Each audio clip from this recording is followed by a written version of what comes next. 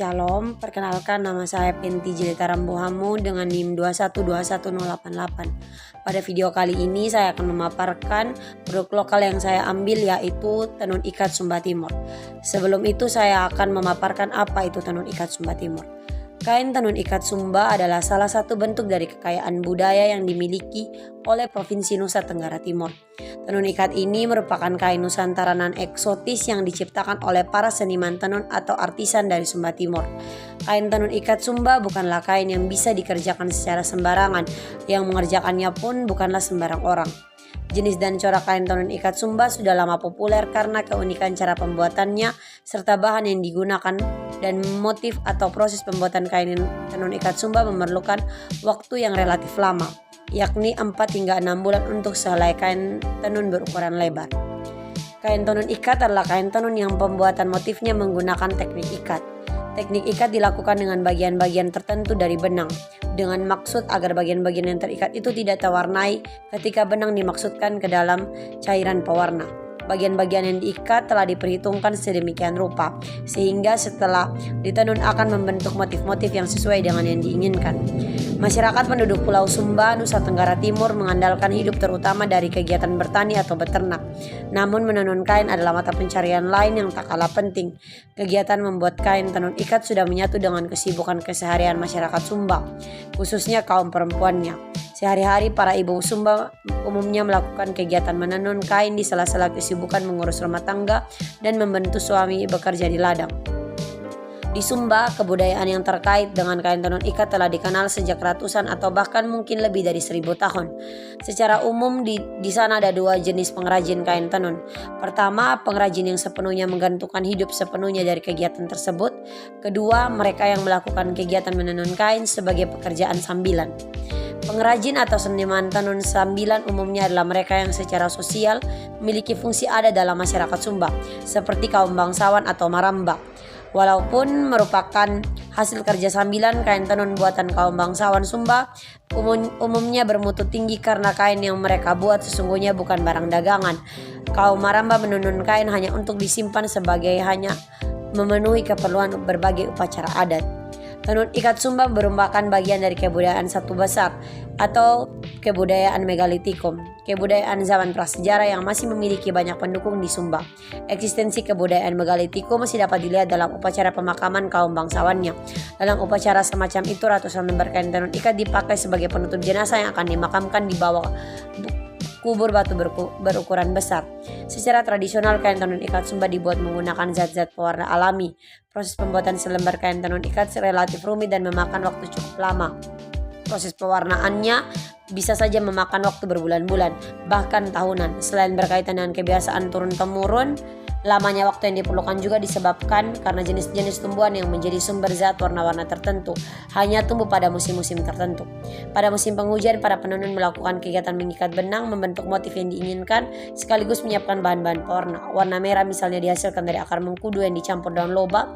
Proses pencelupan atau pewarnaan baru dimulai pada musim kemarau. Karena bergantung pada bahan-bahan alami, pilihan warnanya pun terbatas, warna biru, merah, hitam, dan kuning. Proses warna yang biasa digunakan, proses pewarnaannya relatif rumit dan memerlukan kesabaran. Paling tidak diperlukan 4 kali pemrosesan untuk mendapat satu warna yang diinginkan. Setelah proses pewarnaan selesai, ikatan-ikatan dibuka, benang diurai sebelum proses penenunan dimulai. Seiring perkembangan zaman, kain tenun ikat Sumba pun berkembang pada berbagai aspeknya. Sudah sejak beberapa puluh tahun lalu ia tak lagi hanya diproduksi untuk memenuhi kebutuhan busana dan upacara adat orang Sumba. Kain tenun ikat Sumba juga dibuat untuk memenuhi permintaan pasar yang di luar Sumba yang terus tumbuh. Sebagian dibuat untuk para kolektor tekstil, sebagian lagi diproduksi secara lebih massal dan kasar sebagai cenderamata bagi para wisatawan yang datang ke Sumba atau tempat di mana kain tenun ikat Sumba yang sudah disohor ke segala penjuru dunia ikut mengisi toko-toko cendeраmatanya. Para pedagang dan pengrajin pun mencoba mengikuti selera pasar. Gambar dan ragam hias kain yang mereka produksi lebih dipilih, yang dianggap lebih gampang untuk dijual. Gambar tengkorak yang secara kultural menjadi kebanggaan orang Sumba lambat laun mulai menghilang dari kain tenun ikat Sumba. Karena konon wisatawan Jepang kurang menyukai gambar ini. Munculnya gambar manusia dalam ukuran besar di kain Sumba juga merupakan hasil penyesuaian dengan selera pasar. Nusa Tenggara Timur merupakan salah satu wilayah di Indonesia yang memiliki keindahan alam dan warisan budaya yang banyak. Di tempat itulah ada warisan budaya berupa kemampuan membuat kain yang disebut dengan menenun. Dari menenun, masyarakat menghasilkan kain yang disebut tenun dan menjadi ciri khas dari NTT. Bahkan kain tenun dari NTT menjadi hal yang sangat istimewa hingga dihargai puluhan juta setiap meternya. Harga mahal itu dipatok untuk jenis kain yang memang asli buatan tangan dengan bahan yang berkualitas. Untuk membuat sebuah kain tenun diperlukan proses panjang hingga menghasilkan kain dengan motif yang cantik. Berikut keistimewaan tenun asli NTT yang harga mahal hingga puluhan juta. Tenun yang dijual dengan harga mahal biasanya masih dibuat secara manual tanpa bantuan mesin modern. Bahkan bahan benang yang digunakan pun dipintal sendiri dari kapas secara tradisional. Kapas yang digunakan pun tidak jarang merupakan hasil tanam warga Nusa Tenggara Timur sendiri. Jadi dari kapas itulah pengrajin tenun memintalnya menjadi benang yang nantinya diolah lagi menjadi kain. Proses pemintalan benang secara tradisional ini membuat ukuran benang bisa berbeda-beda setiap pintalan. Hal inilah yang membuat kain tenun seringkali memiliki motif yang tidak simetris. Pewarna alami, setelah semua benang yang dibutuhkan siap, benang akan diberikan pewarnaan sebelum ditenun. Hal yang menjadi istimewa dari kain tenun adalah proses pewarnaan yang masih menggunakan bahan alami, dibuat tanpa mesin modern. Proses pembuatan kain tenun ini juga pun unik dengan menggunakan alat tradisional.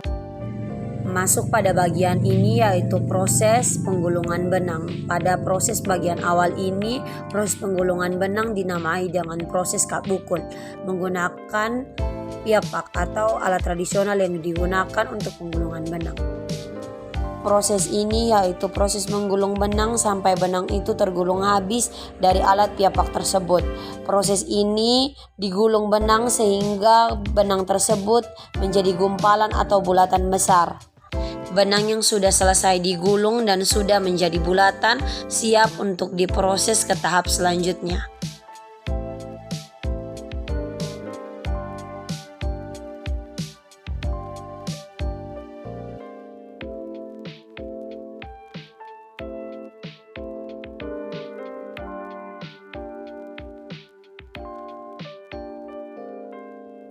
Masuk pada tahap yang kedua yaitu pamining, di mana tahap ini adalah proses penggulungan benang yang sudah digulung tadi dibentangkan sesuai dengan ukuran yang telah ditentukan. Pada tahap pamining ini dilakukan oleh 2 orang, di mana pada bagian sebelah kiri tugasnya yaitu untuk menghitung jumlah benang yang disebut dengan karandi, dan di bagian kanan tugasnya yaitu untuk menyeimbangkan benang dan menerima benang. Pada pamining terbagi atas 2 jenis yaitu pamining 1 arah dan pamining 2 arah. Selanjutnya masuk pada tahap ini yaitu proses pengencangan kain yang dinamai dengan proses patangi. Proses pengencangan kain ini yang sudah berada di wanggi berfungsi untuk penyamarataan benang.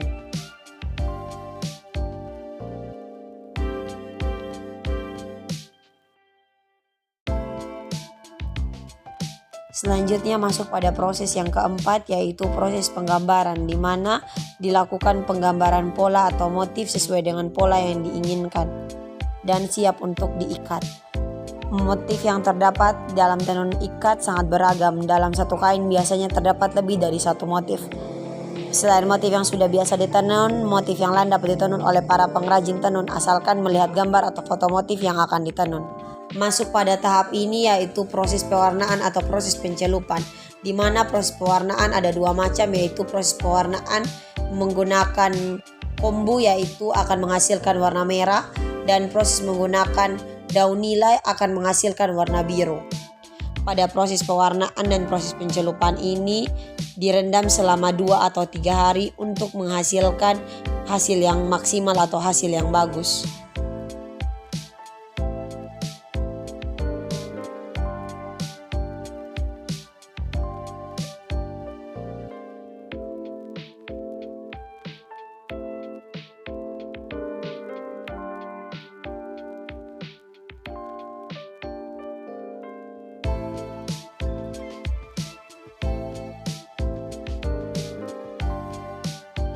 Masuk pada proses ini di mana kain yang sudah dicelup atau diwarnai dan sudah dikeringkan siap untuk dibuka tali-talinya, di mana proses ini dinamai dengan katah.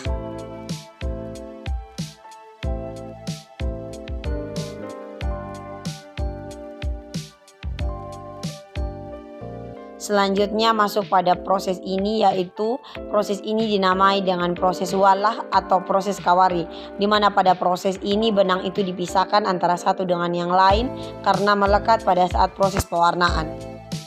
Pada proses ini benang dirapikan dan motif-motif yang telah digambar pada proses sebelumnya dapat terlihat dengan rapi.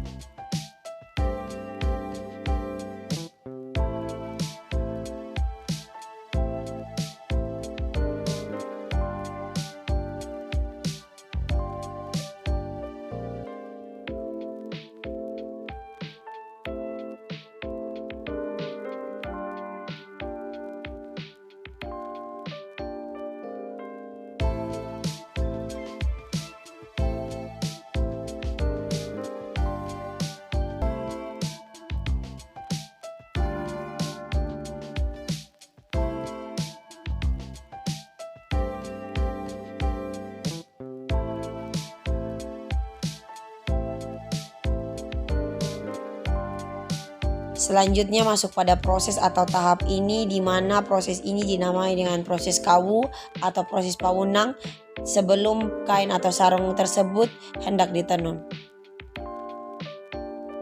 Selanjutnya masuk pada proses yang terakhir, yaitu proses menenun, di mana pada proses ini benang dimasukkan sehingga dapat membentuk sebuah kain. Adapun alat-alat yang digunakan pada proses menenun, yang pertama itu haulur, kedua kalira, ketiga nguada, keempat liu, yang kelima aeng gunggul, yang keenam munang, yang ketujuh polu, yang kedelapan rada, yang keenam lata kalira. Selanjutnya fungsi dari kain tenun. Yang pertama sebagai busana untuk penggunaan sehari-hari dan menutupi badan. Yang kedua sebagai busana dalam tari adat dan upacara adat. Yang ketiga sebagai mahar dalam perkawinan, dalam bahasa daerah disebut sebagai belis nikah. Yang keempat sebagai pemberian dalam acara kematian dan sebagai wujud penghargaan. Yang kelima sebagai penunjuk status sosial. Yang keenam sebagai alat untuk membayar hukuman jika terjadi ketidakseimbangan. Yang ketujuh sebagai alat barter atau transaksi. Yang kedelapan sebagai bentuk cerita mengenai mitos dan cerita-cerita yang tergambar di motif-motifnya. Dan yang terakhir sebagai bentuk penghargaan bagi tamu yang datang berkunjung. Makna motif kain Sumba Timur. Yang pertama, motif ayam melambangkan tanda kesadaran karena ayam selalu berkokok setiap pagi membangunkan manusia, kehidupan serta pemimpin yang bersifat melindungi.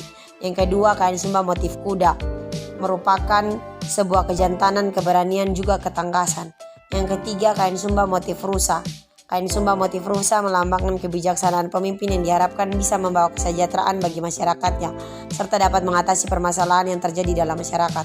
Yang keempat, kain Sumba motif manusia melambangkan polos, ketakutan, dan juga kesendirian. Namun motif ini juga berfungsi untuk menolak kejantanan. Selanjutnya, motif mamuli merupakan lambang jati diri seseorang dalam kehidupan. Begitu pentingnya mamuli dalam kehidupan. Mamuli kerap digunakan dalam ritual adat yang sangat sakral seperti perkawinan ataupun kematian. Bahkan dijadikan simbol status sosial seseorang. Sekian penjelasan singkat saya mengenai proses pembuatan produk lokal kain tenun Sumba Timur. Semoga bermanfaat bagi kita semua. Terima kasih dan shalom.